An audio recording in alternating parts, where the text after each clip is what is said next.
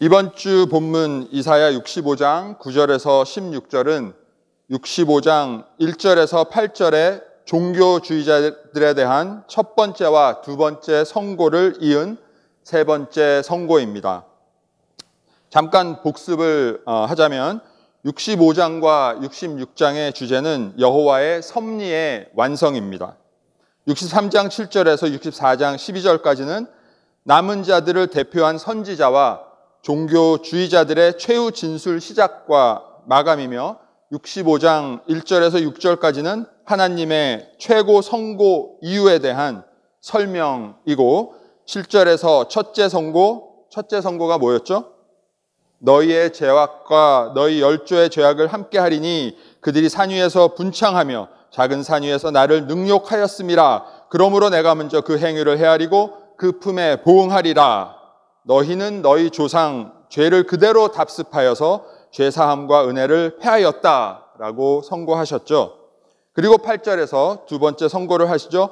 포도송이에는 즙이 있으므로 거기 복이 있느니라 하나니 나도 내 종들을 위하여 그같이 행하여 다 멸하지 아니하고 나도 내 종들을 위하여, 내 종들은 남은 자죠, 다 멸하지 않고 기다린다. 즉 남은 자들의 완성을 위하여 집행유예 형이행을 보류하였습니다. 이번 주 나누는 9절에서 16절은 셋째 선고입니다. 첫째, 둘째 선고와 어떻게 연결되었는지 한 절씩 보시겠습니다. 우선 첫 단락을 9절에서 12절로 잡아봤는데 많은 성도님들이 9절에서 10절로 잡으셨다고요. 그것도 make sense 했습니다. 9절에서 12절에는 첫째 선고를 위한 판결문이라고 볼 수 있습니다. 9절, 내가 야곱 중에서 씨를 내며 유다 중에서 나의 산들을 기업으로 얻을 자를 내리니 나의 택한 자가 이를 기업으로 얻을 것이요 나의 종들이 거기 거할 것이라. 내가 야곱에서 씨를 내며는 12지파에서 택한다는 뜻이죠. 누구를? 남은 자들을 세울 자를. 그리고 그 다음에 유다에게서 나의 산들을 기업으로 얻을 자를 내리니 나의 택한 자가 이를 기업으로 얻을 것이요 나의 종들이 거기 거할 것이다. 원문으로는 I will bring forth descendants from Jacob and from Judah those who will possess my mountains. My chosen people will inherit them and there will my servants live. 그러니까 유다에서 나의 산들을 기업으로 얻은 자들이 나오는데 나의 택한 자, 나의 종들, 즉 남은 자들이 그 기업을 상속한다. 다시 말하면 즉 유다 지파만 남은 자들이 되어 그 유업을 받는 것이 아니고 유다를 통해 세움받은 모든 자들이 유업을 받는다는 뜻이죠.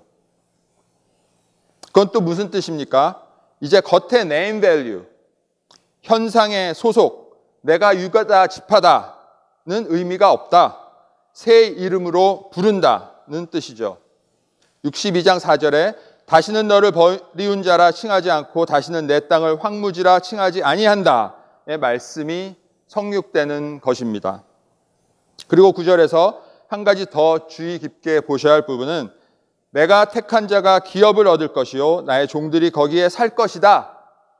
내가 택한 자가 기업을 얻고 나의 종들이 거기에 산다고 했으니까 결국 나의 택한 자가 나의 종이다는 뜻이죠. 8절에서 14절에 너희가 6회 나오고 나의 종들이 6회 나옵니다. 6번씩 나오죠. 그리고 15절에 너희가 남겨놓은 이름은 내가 택한 자의 저주거리가 될 것이니라. 주 여호와 내가 너를 죽이고 내 종들은 다른 이름으로 부르리라고 나옵니다. 결국 너희와 나의 택한 자 중, 나의 택한 자 즉 나의 종을 선택하시는 하나님의 결론을 만나게 됩니다. 여기서 우리는 질문할 수밖에 없습니다.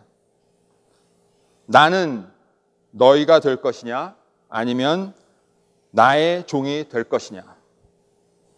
나의 선택입니다. 그리고 그 선택이 나의 심판이 된다고 지난주 말씀에서 저희는 만났습니다. 10절, 샤론은 양떼 우리가 되겠고 아골 골짜기는 솥대가 눕는 곳이 되어 나를 찾는 내 백성의 소유가 되려니와. 샤론과 아골 골짜기는 가나안의 가장 아름답고 풍요한 곳을 의미하죠. 그러니까 나를 찾는 내 백성, 즉 남은 자들은 풍요한 나의 유업을 받는다는 뜻이죠. 11절 오직 나 여호와를 버리며 나의 성산을 잊고 가색에 상을 베풀며 무니에게 썩은 술을 가득히 붓는 너희여. 11절의 원문에는 but you 그러나 너희는으로 시작합니다.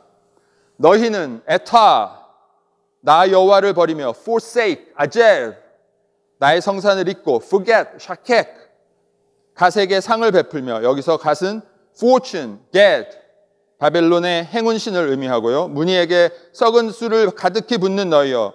그래서 무니는 destiny, mania, 운명의 신을 의미합니다. 그러니까 11절을 한마디로 얘기하면 그러나 너 종교로 너의 능력을 키워 성공해서 너 과시하려고 행운을 빌고 운명, 조건, 상황을 좋게 만들려고 하는 거지 라고 하나님은 꿰뚫어 보십니다. 여러분은 어떠십니까? 일단 질문만 던지고 넘어가겠습니다. 12절 내가 너희를 칼에 붙일 것인즉 다 굽으리고 죽임을 당하리니 하나님의 형량을 내리셨습니다. 원문에는 죽임을 당하리니 앞에 all of you가 들어가 있습니다. 그러니까 너희 모두가 한 사람도 빠짐없이 라는 뜻이죠. 그리고 하나님이 왜 그 형량을 내리시는지 조목조목 말씀하십니다. 내가 불러도 너희가 대답 아니하고 여기에 너희는 9절 나눌 때 8절에서 14절 사이에 나온 6번의 너희의 카운트가 되지 않습니다. 왜냐하면 여기에 나온 너희는 전미사이기 때문입니다.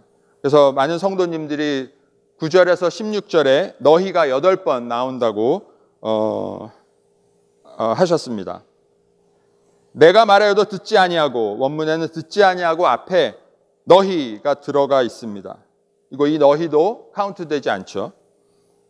그리고 나의 눈에 악을 행하였으며 내가 즐겨하지 않는 일을 택하였다고 하십니다. It's so clear. There is no gray area. 회색지대가 없습니다. 두 번째 단락 13절에서 15절 상은 9절에서 12절의 선고 이유 설명을 마치시고 셋째 선고를 하십니다. 13절 Therefore this is what the Lord says. 이러므로 주 여호와께서 이와 같이 말씀하시니라 하나님이 선고하신다는 거죠. 그리고 바로 세 가지의 구분이 아주 뚜렷하게 나옵니다. Behold my servants. 보라 나의 종들은 먹을 것이고 너희는 줄일 것이고 Behold my servants. 보라 나의 종들은 마실 것이고 너희는 갈할 것이고 Behold my servants. 보라 나의 종들은 기뻐할 것이고 너희는 수치를 당할 것이다 고 하십니다. 그런데 성도님들, 종교인들은 자기들이 먹으려고 애썼는데 줄이게 되고 마시려고 애썼는데 갈하게 되고 수치를 안 당하려고 애썼는데 수치를 당한답니다. 자기들 외에는 모두 배척하던 종교주의자들이 오히려 배척을 당합니다. 65장 17절에서 66장 24절까지 나오는 하나님의 미래를 전혀 안 보고 과거만 회상하고 연연하는 종교주의자들의 모습입니다. 모세 때, 다윗 때, 광야 백성 애굽 때와 같은 모습입니다. 종교인들의 변하지 않는 모습입니다. 반면에 당신의 종들은 먹게 하시고 마시게 하시고 기쁘게 하신답니다. 아주 뚜렷한 나뉘입니다. 여기도 no 회색지대, 회색지대가 없습니다. 아주 선명하게 말씀하고 계십니다. 말씀 나눔하면서 13절 말씀을 통해 예수님의 비유 말씀 생각나시는 게 없으시냐고 성도님들에게 질문했었는데 많은 분들이 맞히셨습니다. 마가복음 25장에 세 가지 비유가 나오죠. 열처녀, 달란트, 양과 염소의 비유입니다. 이 세 가지 비유의 중심 주제가 무엇입니까? 심판의 시간에 분명히 나뉜다는 거죠. 결코 올 것 같지 않은 심판의 시간이 분명히 오고 심판의 시간이라고 깨달았을 때는 이미 늦었다는 거죠. 그래서 어떻게 해야 합니까? 깨어 있어야 합니다. 그리고 늦기 전에 돌이켜야 합니다. 14절도 Behold my servants. 보라 나의 종들은 로 시작합니다. 나의 종들은 마음이 즐거움으로 노래할 것이로되 너희는 마음이 슬퍼 울며 심령이 상하고 통곡할 것이며 라고 합니다. 나눔의 결국을 얘기하고 있습니다. 나의 종들은 하나님 안에 생명을 갖고 나됨을 피움으로 행복과 기쁨을 누리고, 종교인들, 입으로는 하나님 믿는다고 하지만 삶은 현상의 조건과 상황에 얽매인 자들, 그들은 불행해진다고 선고하십니다. 저는 이 14절을 중심 구절로 잡았습니다. 그리고 이사야의 중심입니다. 하나님의 생명은 연약한 한 악이 금방 꺾여질 것 같은 한 싹으로 태어나지만 하나님께 접붙어 있으면 포도나무 비유같이 가진 우리가 나무인 주님 하나님께 접붙어서 우리는 장성한 분량이 충만한 데까지 꼭 풍성한 열매를 맺는다고 약속하십니다. 15절, 또 너희가 남겨놓은 이름은 내가 택한 자의 저주거리가 될 것이라. 주 여호와 내가 너를 죽이고 내 종들은 다른 이름으로 부르리라고 선고하십니다. 여기서 왜 갑자기 이름을 말씀하시죠? 이름이 그 사람의 인격이고 결국 그 사람의 일생을 말해주기 때문입니다. 우리가 어떤 사람의 이름을 부르면 그 사람의 인격과 일생을 기억합니다. 예를 들어 이순신 이름을 생각하면 그분이 얼마나 훌륭한 인격을 가지시고 나라를 위해 일생을 바치셨는지 저희가 금방 기억하죠. 반면에 도널드 트럼프 이름을 생각하면 또 그 사람의 인격과 그 일생이 얼마나 후졌는지 금방 생각나게 합니다. 15절의 선고는 에레미야 29장 15절에서 23절에 에레미야가 바벨론의 포로로 있던 장로들, 제사장들, 선지자들과 모든 백성에게 쓴 편지를 통해 집행된 것을 알 수 있습니다. 에레미야 29장 15절에서 23절까지 여호와의 말씀이니라가 6번 나옵니다. 그리고 내 종 선지자들을 통해서 나의 말을 전했으나 듣지 않는 너희들의 대표, 거짓 선지자죠. 시드기야와 하압이 남은 자 포로들에게 저주받은 것 같이 너희도 저주받는다고 했습니다. 하나님의 선고가 결코 블러핑이 아님을 알 수 있습니다. 16절, 이러므로 땅에서 자기를 위하여 복을 구하는 자는 원어로 one who blesses himself, 이것은 히브리어의 맹세 공식입니다. 복을 구하는 자는 진리의 하나님을 향하여 복을 구할 것이요 맹세하는 자는 진리의 하나님으로 맹세하리니. 진리의 하나님, the God of truth가 2번 나오는데 구약에서는 이곳에만 나옵니다. 이사야 63장 8절에 그들은 실로 나의 백성이여 거짓을 행하지 아니하는 자녀라 하시고 말씀하셨습니다. 하나님이 진리의 하나님이시기에 당신의 백성도 거짓을 행치 않는다고 하셨습니다. 다시 말하면 진정한 하나님의 백성은 거짓을 행하지 않습니다. 그렇다면 거짓을 행하면, 진실하지 않다면 하나님의 백성이 아닌 것이죠. 그러니까 외식하는 자들, 겉과 속이 다른 사람들, 종교주의자들, 결코 하나님의 백성이 될 수 없습니다. 16절 후반에 이는 이전 환난이 잊어졌고 내 눈앞에 숨겨졌음이라. 잊어졌다, forgotten, 샤케, 다시 한번 나오죠. 숨겨졌다, hidden, 샤텔입니다. 무슨 뜻입니까? 이 법정 선고로 지난 일을 마감하고 새 미래를 여신다는 하나님의 약속입니다. 어떻게 알죠? 다음 주에 보시 17절에 보라 내가 새 하늘과 새 땅을 창조하나니 이전 것은 기억되거나 마음에 생각나지 않을 것이다 고 선포하십니다. 8절과 같이 남은 자들을 세우시기 위해 선고 집행유예를 하십니다. 그리고 느헤미야를 통해 성전 재건축, 예배와 말씀의 회복을 통해 말씀의 수로를 여시고 그 말씀이 성육되는 자리, 결국 나님의 시간으로 인도하십니다. 그리고 나님을 통해 종교주의자들은 랍비 유대교로 이어지고 남은 자들은 천천히 흐르는 한 줄기 실로아의 물이 되어 예수님의 시간을 통해 지금 우리가 있는 이 시간까지 흐르고 있는 것입니다. 그리고 이사야 43장 18절 19절의 말씀이 성취됩니다. 너희는 이전 일을 기억하지 말며 옛날 일을 생각하지 말라. 보라, 내가 새 일을 행하리니 이제 나타낼 것이라. 정리하겠습니다. 65장 1절에서 8절에 두 번의 법정 선고로 말씀과 종교가 나뉘어졌습니다. 그리고 그 나님은 랍비의 유대교와 실로아의 한 줄기 물로 이어졌고 나사렛 예수에 이르러서 말씀과 종교의 강력한 충돌이 일어났습니다. 그 충돌에서 누가 이겼는지는 말할 필요도 없죠.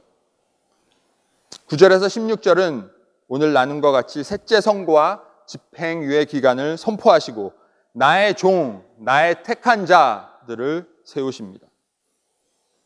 그리고 하나님께서는 이사야, 에레미야, 학개, 스가랴 선지자들을 통해 2절과 12절에 나온 것 같이 패역한 백성들에게 계속 말씀하시고 부르시고 결국 당신의 종들을 선택하심을 만났습니다.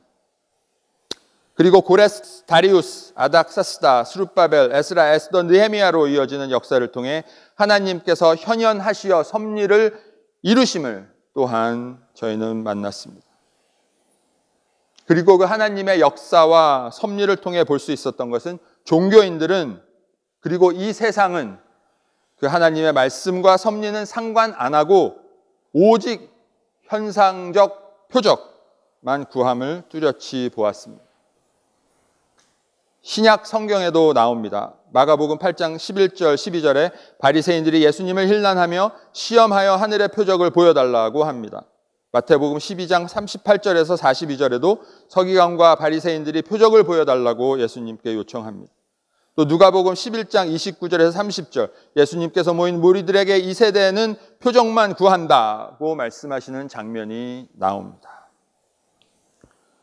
성도님들, 우리는 나뉘고 있습니다. 성도님들의 선택입니다.